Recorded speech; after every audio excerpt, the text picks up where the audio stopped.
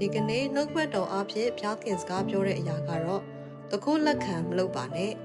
တကူကိုလက်ခံသောသူသည်မိမိသက်ကိုမုန်းတတ်၏ကျင်းဆိုခြင်းကိုပြုတော်လဲအမှုကိုမဖော်ပြတတ်တုတ်တန်ကျမ်းခန်းကြီး29အငယ်24တကူလက်ခံဆိုတဲ့စကားကိုလူတိုင်းကြားဘူးကြပါလိမ့်မယ်တကူလက်ခံတဲ့သူကသူများပစ္စည်းကိုကိုယ်တိုင်မခိုးပေမဲ့တကူရဲ့ခိုးခြင်းအမှုမှာတစ်ဖက်တစ်လမ်းကနေပါဝင်ပတ်သက်နေတဲ့သူကိုပြောတာဖြစ်ပါတယ်ဒါကြောင့်တကူကိုလက်ခံတဲ့သူကကိုယ့်သက်ကိုမုန်းတဲ့သူဖြစ်တယ်လို့နှုတ်ဘတ်တော်ကသတိပေးဖော်ပြထားတာဖြစ်တယ်ဒီလိုပါပဲကျမတို့ရဲ့အသက်တာထဲမှာလည်းရန်သူစာတန်ကကျမတို့စီကနေခိုးယူဖို့အမြဲတမ်းကြံစီချောင်းမြောင်းနေတယ်ဆိုတာကိုသတိပြုရပါမယ်အထူးသဖြင့်ကျမတို့ရဲ့စိတ်နှလုံးသားကိုခိုးယူပြီးဝိညာဉ်ရေးရာမှာကြာဆင်းစေဖို့လှုံ့ဆော်နေတတ်တယ်ရန်သူစီကအခိုးမခံရစေဖို့တမာတိရှိရန်လိုအပ်တယ်လို့ရန်သူနဲ့အပေးယူလုပ်ပြီးတကူလက်ခံမဖြစ်စေဖို့ရန်အတွက်လည်းအထူးသတိပြုရန်လိုအပ်ပါတယ်အထူးသဖြင့်စံစာဖတ်ခြင်းဆုတောင်းခြင်းဖျားနဲ့ချိန်ယူခြင်းစတဲ့အချိန်တွေမှာအခြားသောအရာတွေကိုလုပ်ဖို့စာရန်ရဲ့သွေးဆောင်ခြင်းကိုခံရပါက